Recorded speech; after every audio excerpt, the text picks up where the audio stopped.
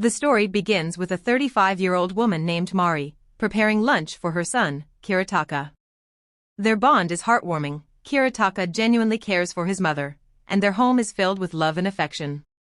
However, this warmth vanishes when Kiritaka steps into his school, where he becomes the target of relentless bullying. At school, a group of bullies torments him mercilessly. They stick a paper on his stomach with a twisted game written on it, a point-based system for hitting him in specific spots.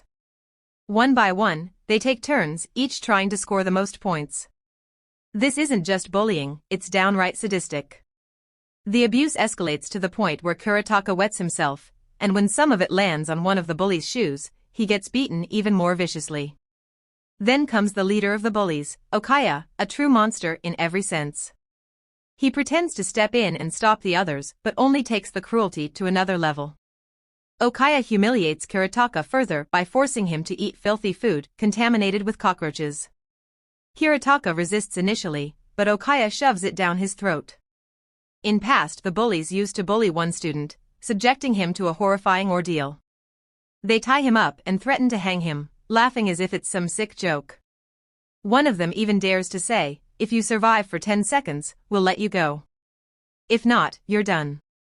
Kiritaka, in a moment of bravery, steps in and saves that student. But this act of defiance makes him a new target. The bullies beat him savagely. When Kiritaka returns home, we learn it's his 14th birthday. Despite everything, he hides his pain from his mother, not wanting her to worry. He tells her he just fell at school and brushes it off.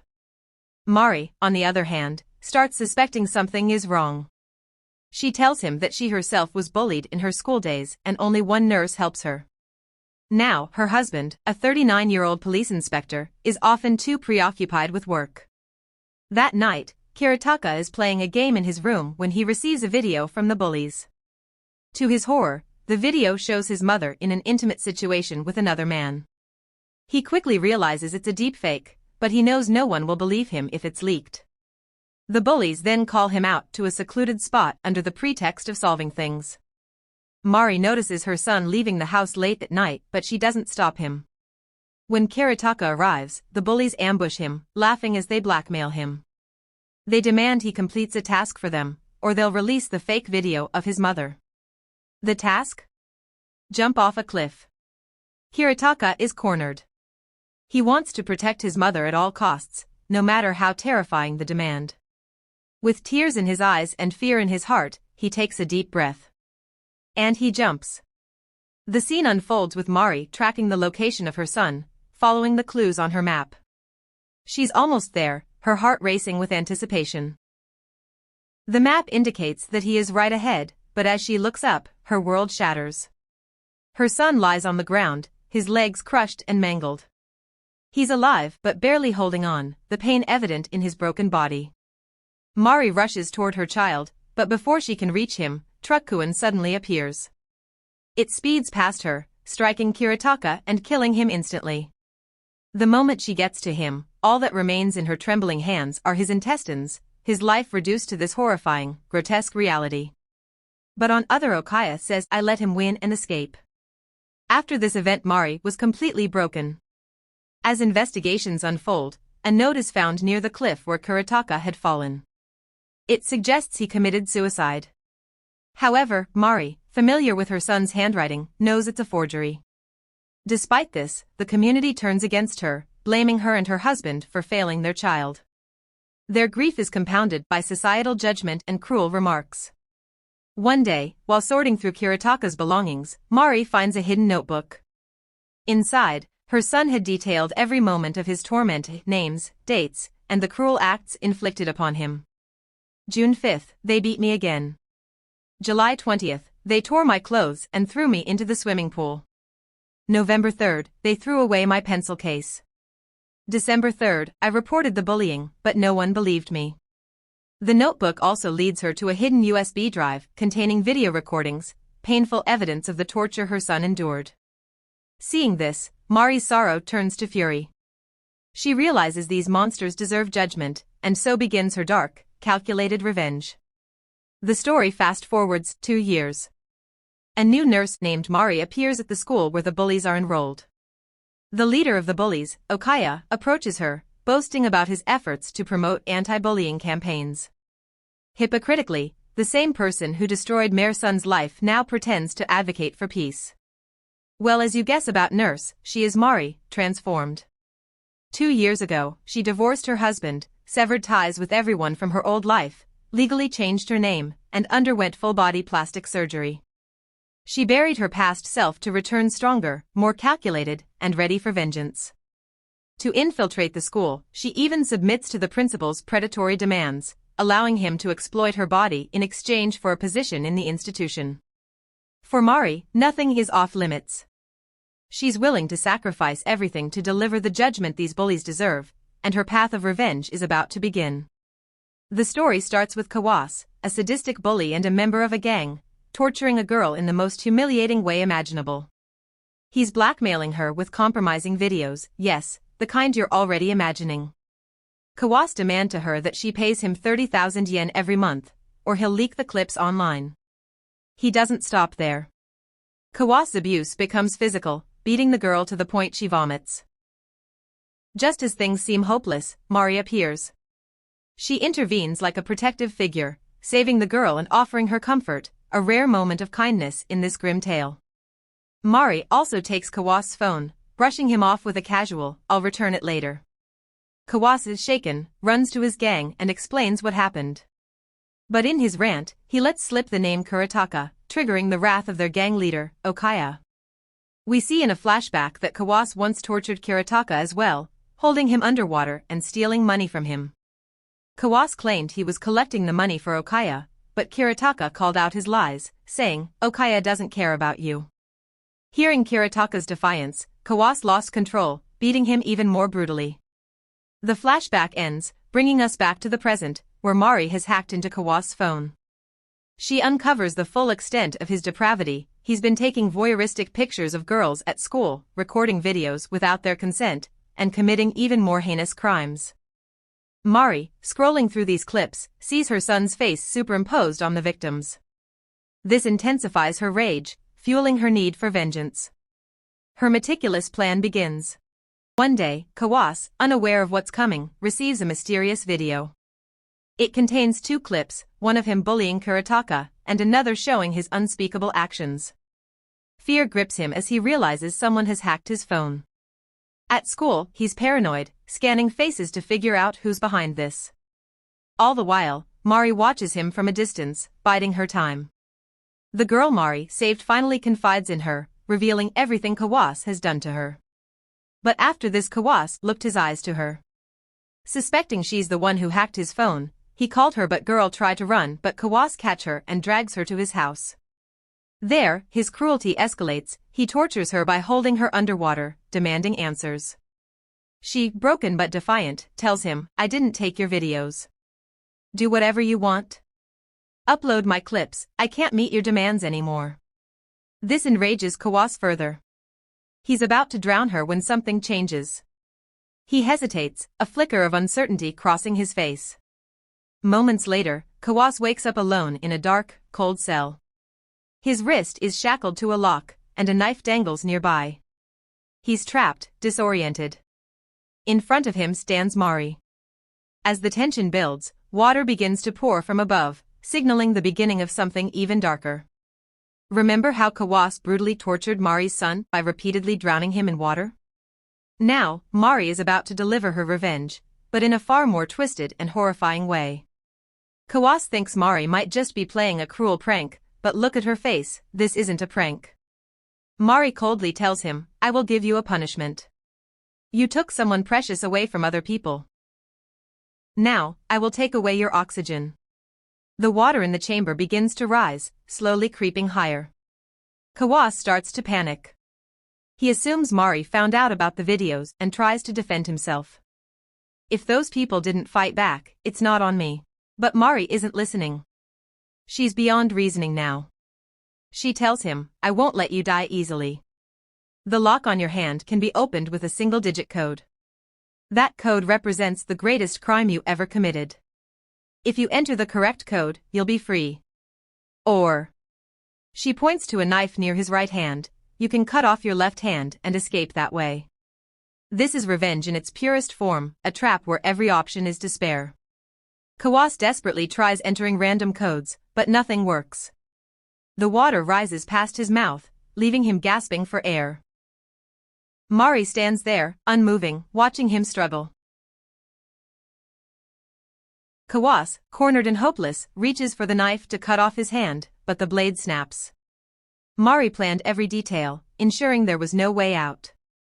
In his final moments, the water overtakes him. After Kawai's death, the camera pans to reveal the code he never figured out. It wasn't a random number, it was his date of birth. Mari considered his very existence his greatest crime. Mari isn't stopping here. This was just the first step in her vengeance. A few days later, Kawai's absence from school begins to draw attention, triggering an investigation. Mari's ex-husband visits Okaya asking about Kawai as he was his friend. But Okaya's act is too perfect, making it clear that he didn't know anything. Also, Okaya knows that this police office is Kiritaka's father. Meanwhile, the story shifts to a group of bullies. One of them, Shirkimi, leaves the group for a while. Now let me introduce her character. Despite being minor, Shirkimi lures adult men into a trap under the guise of seduction, only to summon gang members who beat them senseless, steal their belongings, and leave them in shambles. Also, Shirkimi secretly admires Okaya. In school, Kawai's teacher was worried cause of his missing, so he went to all teachers and students to ask about Kawai. And he ended up to ask Mari about Kawai. As the investigation deepens, Mari remains calm, hiding her involvement in Kawai's disappearance. Then she said that she doesn't know about Kawai, but knows something about his friend, Shirkimi. She's notorious for her shady behaviors. Her homeroom teacher only fuels her paranoia. He corners her, warning, "Someone I know has seen you near Love Hotels several times. Stop going there." This sends Shirkimi into a spiral of doubt. She's certain her friends betrayed her, being the only ones who know about her secret. Hurt and furious, Shirkimi storms off, announcing, "We're not friends anymore." Mari, hiding nearby, listens to everything and smirks, whispering to herself, "Everything's going according to my plan." Now, it's Shikimi's turn to face retribution. Shikimi's cruelty had scarred Kiritaka. She once framed Kiritaka for stealing gym clothes, stuffing them into Kiritaka's bag. When the clothes were found, Shirkimi humiliated Kiritaka in front of the entire class, accusing her of being a thief. Shikimi's manipulative voice echoes, "Raise your hand if you believe Kiritaka is innocent." Not a single hand rose. Later, Okaya gathers everyone and demands, "Where is Kawai? Where's our fifth member?" The group assumes Kawai is away on a trip, but Okaya's voice darkens, "He's dead. And someone here wants us all dead too." In gym class, Shikimi's paranoia grows. She finds her clothes missing again. Furious, she accuses one of her friends, grabbing their bag and throwing it across the room. When her clothes tumble out, Shirkimi turns violent, her suspicions overwhelming her. The friend, angered by Shikimi's accusations, retaliates. Grabbing her by the collar, they yell, "Don't pull the same tricks you did with Kiritaka." The words hit like a thunderclap. The room falls silent as Shirkimi demands, once again, "Raise your hand if you trust me." But this time, Mari walks in, calm and deliberate, raising her hand. Mari's voice is steady as she defends someone accused by Shirkimi, saying, "This boy, Kawai, has been with me all along. He couldn't have done anything." Shirkimi, unraveling, lashes out at everyone. Her screams grow wilder, her control slipping. Mari watches the chaos she has sown, calm and calculated. When Shirkimi storms out, Mari follows, pretending to care, her true intentions masked behind a gentle facade. As soon as Mari faces Shirkimi, she gives her a dirty look and calls her a fool before walking away, leaving Shirkimi humiliated. But the gangsters who are involved in shady activities and live with Shirkimi, working on illegal schemes, get a message, "I'll do whatever you want, but only if you promise to punish Mari-sensei." This is her deal with them. One day, after a teacher's gathering, Mari is on her way home when gang members ambush her. One of them attacks Mari, but she swiftly defends herself, escaping. The gang chases after her, and Mari runs into a room where they find her bag but no sign of Mari. They wait, and just as they're about to give up, Mari makes a dramatic entrance from above, shocking them. But their leader pins her down, demanding to know her size. Meanwhile, Shirkimi, who's at home, is enjoying to know that Mari is being attacked. She's content, thinking Mari is getting beaten, until she hears the door open. She checks, only to find Mari standing right behind her. Shirkimi is dragged into a room where she's tied up, and there's a tunnel beneath her that's full of dangerous bugs. If she falls, the outcome could be disastrous. The situation is beyond disgusting, and now we know what happened to the gangsters. When she was pinned down earlier, Mari kissed the leader so aggressively that he fell back, stunned. Mari will do anything to get revenge for her son. So tells leader to go near hotel, but there the leader become her slave. At this point, Mari gives Shirkimi a choice, showing her a phone. Tells you can call one person for help, but when Shirkimi looks at it, there's no SIM card.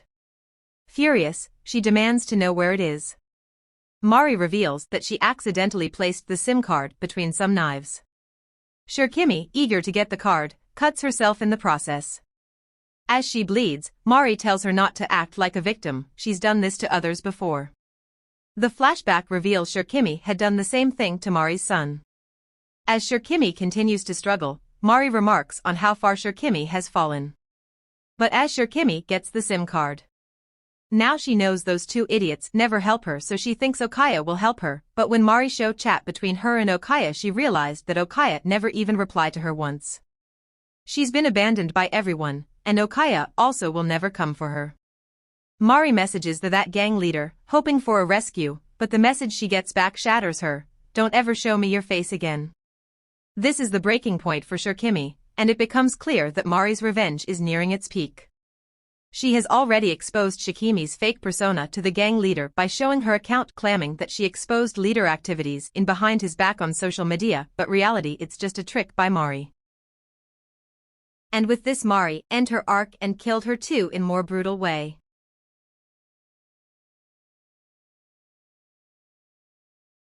We're taken to the Criminal Investigation Department, where Inspector Reiji is briefing Shirkimi and Kawa about the bullies case. Apparently, Shirkimi had some affiliations with gang members, raising the possibility that they were the ones who killed him. Meanwhile, Kawas, being Shikimi's classmate and even a close friend, hints at a connection between the two cases. Reiji suspects they might be linked and announces the formation of a joint investigation team under his lead. Reiji bluntly tells Maria's ex-husband to step aside as they take over the investigation. At this point, we're shown a flashback of what happened to Nagare's father after his son's death. Due to Nagare's fake tweets, his father's job was almost at stake, but in the end, he managed to secure it, though not his marriage. Maria divorced him, and yet he still thinks about her. We also get a glimpse of Maria eating, probably reminiscing about her son, as she's crafted a doll in his memory. Despite being told to stay away from the investigation, Maria's ex-husband goes to school to do some digging. He speaks with the principal and learns that Shikimi's homeroom teacher knew about his gang affiliations. Here, we recall from past event that it was Maria herself who told the homeroom teacher about Shikimi's gang ties but warned him not to reveal the source of the information. This was meant to make Shirkimi feel betrayed by his friends, as they'd know about his gang ties while he thought no one else did. Maria's ex-husband's partner questions the teacher about who informed him of Shikimi's gang connections. The teacher claims it was the school nurse, Akaboshi-sensei. Hearing this name triggers a memory for Maria's ex-husband, as it matches his wife's surname. While this could just be a coincidence, he insists on meeting the nurse. They reach Maria's room, only to discover she's on vacation. Except her vacation is more sinister, she's busy disposing of Shikimi's body. Maria is aware that Okaya, the leader of the bullies, must have realized someone is targeting them and is likely to launch a counterattack. She also knows the police are getting serious, but Maria don't give a fuck about it. The scene shifts to Kanugawa, one of the bullies, who is violently interrogating a gang member about Shikimi's boyfriend, Ajima, who has also been missing for a while. In past event, we know that Maria manipulating and using Ajima. Kanugawa is about to kill the gangster, but Okaya intervenes, calming him down. Kanugawa then asks Okaya who he thinks is behind Shirkimi and Kawa's deaths, as he assumes both are dead by now. Smart as always, Okaya responds that while there are many potential enemies, Nagare's parents are the most likely suspects. And now we shift to Maria, where we find out that when she killed Shirkimi, she spared Ajima because he wasn't part of the bullies. However, he could become evidence against Maria. Since Maria killed Shirokimi, Ajima hasn't returned home, and now even the police are involved in the case. They know Shirokimi had gang affiliations, and there's a chance the police might find Ajima. So before they do, Maria needs to locate and silence him. Now, Ajima is usually found in clubs, so Maria goes there too. She scares off two people just with her look, but then she runs into Kanugawa, who asks her, "What are you doing here?" Maria replies, "I'm an adult, I can be here." "But you're a minor, what are you doing here?" Kanugawa retorts, "Fair enough, but you're not the kind of woman who'd come to a place like this. Also, the last person I saw with Shirokimi was you. So, what exactly did you say to her back then?" As we know that, just like the bullies framed Nagar in the past, Maria framed Shirokimi in front of her entire class in her arc. Shirokimi had fled, and Maria chased her down. Kanugawa is referring to that incident, asking what Maria said to Shirokimi when she met her. Maria doesn't answer, so Kanugawa repeats his question, and this time, Maria starts crying. She's playing the emotional card. Maria says, "I only wanted the best for Shirokimi. I just wanted to calm her down, but everything is going wrong because of me, it's all my fault." Seeing her like this, Kanugawa concludes that Maria is innocent. Good acting, Maria. Maria tries to extract as much information as possible from Kanugawa about how much he knows about Shikimi's current status. Of course, Maria knows exactly what happened to Shirokimi, she killed her. But she's testing how much Kanugawa knows. However, he doesn't reveal much. In the middle of their conversation, Kanugawa finds Ajima inside the club, the same person Maria was searching for. Without wasting any time, Kanugawa attacks and grabs Ajima. But to his surprise, it turns out to be someone else, just with similar hair. Kanugawa is about to beat him up, but Maria stops him and says they should focus on finding Kawai and Shirokimi. That's when Kanugawa blurts out how much he knows. He says both of them are already dead. Well, for his personality, Kanugawa, as a friend, values loyalty highly. But when it comes to enemies, he doesn't hold back. The club's security comes to deal with him, but Kanugawa takes them down with a single punch. This entire scene shows just how strong Kanugawa is. If Maria wants to eliminate him, she'll have to play smart. Maria is pondering all this when suddenly, there's a dramatic entry of Aizen. It's Maria's ex-husband. He's here at the club, also looking for Ajima. However, Kanugawa starts fighting, and Maria quietly slips away. Her ex-husband notices that there was a woman here who has now disappeared. Maria returns home and takes a shower. In shower, Maria is thinking that, why her ex-husband, Takeiro, unexpectedly visits a club, a known base for Ajima's gang. Maria deduces that Takeiro's involvement might hinder her plans, but she remains unfazed. Meanwhile, everyone, including Maria, Takeiro, and Kanugawa, searches for Ajima, unaware of his grim fate. News reports revealed that Ajima's lifeless body was discovered in the mountains. Forensic identification confirms that he had died 2 weeks prior, though his body was only recently found. CCTV footage places Ajima in a small town at 9 p.m. on the last day he was seen alive. Takeiro meticulously documents the details and travels to this town to investigate further. As Takeiro delves deeper, Maria pursues her own agenda. She confronts the school principal, appearing to clean his ears, but her motives seem far from innocent. Maria ponders over Ajima's death, suspecting that someone must have been present during her confrontation with Ajima and Shirokimi. This unseen individual could very well be Ajima's killer. Maria's deduction gains weight as she recalls avoiding CCTV cameras during her altercation with Ajima, a strategy that would not go unnoticed by someone observing the scene. Meanwhile, Kanugawa grows enraged upon learning of Ajima's death, particularly because it occurred without his consent. The situation becomes even more peculiar when Okaya reveals that Ajima's body was discovered by a dog near a roadside, a place far too exposed for someone attempting to conceal evidence. The sloppiness of the crime hints at an amateur culprit, one not associated with Nagare's parents, who are known for their calculated methods. As Okaya and Kanugawa discuss the case, Okaya sharpens his suspicions toward Nagare's parents but struggles to fully connect the dots. Well, for now what remains hidden from him is the identity of the school nurse, Maria, Nagare's mother. Okaya's intellect is formidable, and it seems likely he may already suspect the truth, though he keeps his theories to himself. As the stakes rise, Maria must stay ahead of the others while keeping her secrets intact. The stage is set for an intense confrontation, where every move could unravel a deeper truth or expose her entirely. But yes, one thing is confirmed: after Ajima's death, a third party has entered this revenge game between Maria and the bullies. We shift to Maria, who realizes that whoever killed Ajima knows about her. That person will definitely come to meet Maria. And indeed, they do. It's none other than Yoshima, the girl Maria had once saved from Kawai.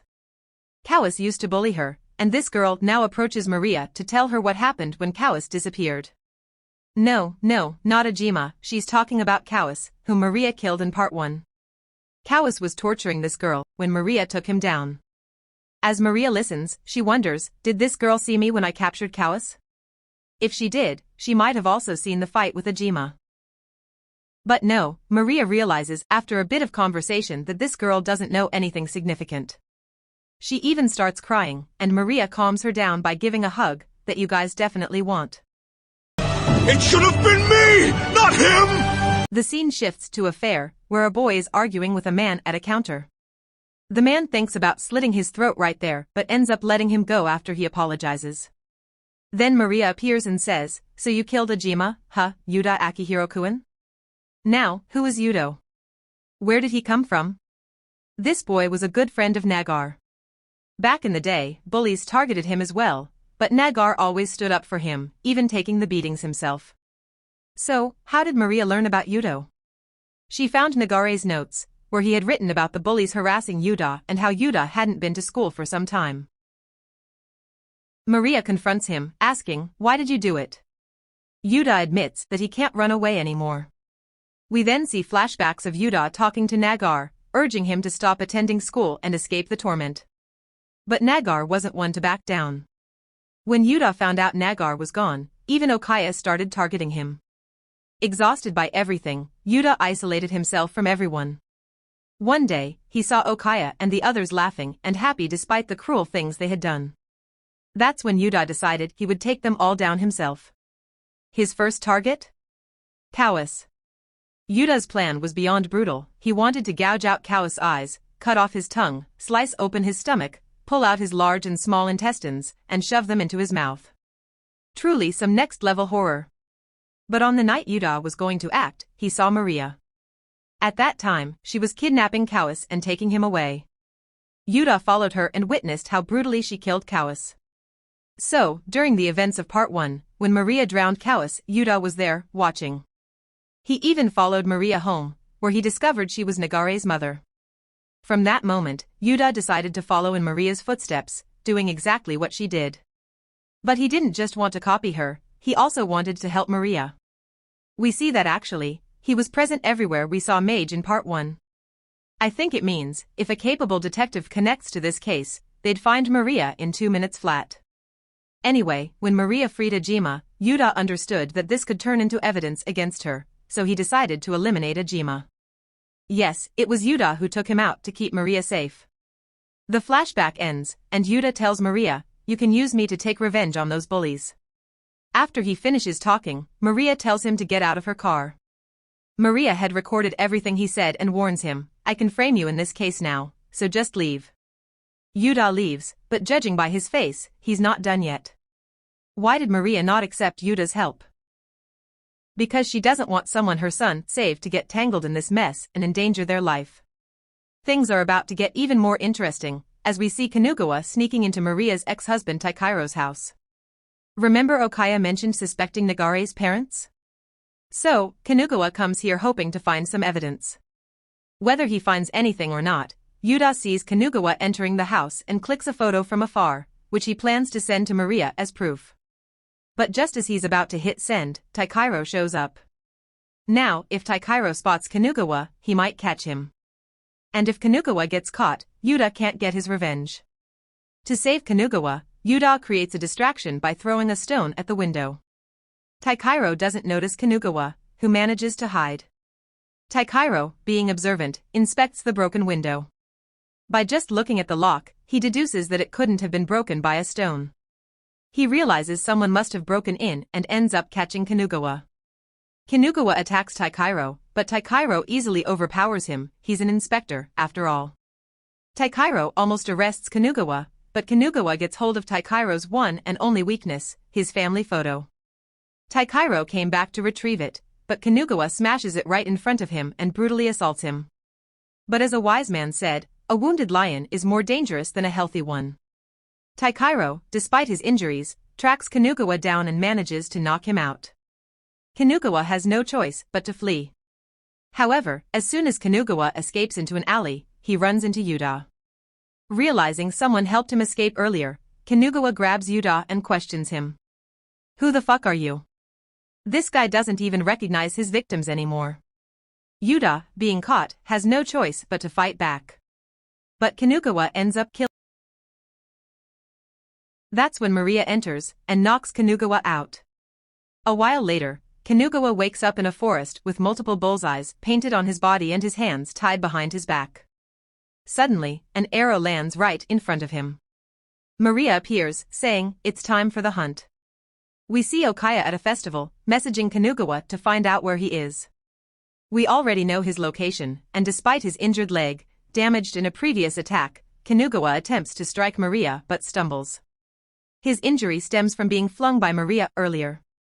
Kanugawa questions Maria about his friend's deaths, to which she admits responsibility and shows him video evidence of his friend bullying Nagar. Kanugawa realizes Maria is Nagare's mother and accuses her of killing his friends over someone he deems insignificant. He says, "So you killed my friends for stupid shit like that? He was an annoying and he died by a truck ride us without our permission." Before he can utter more nonsense, Maria shoots an arrow straight into his mouth. Despite this, Kanugawa remains unfazed, not crying or showing fear. He escapes into the forest, determined to avenge Kawai and Shirkimi, displaying incredible endurance as he breaks the arrow and frees himself to fight again.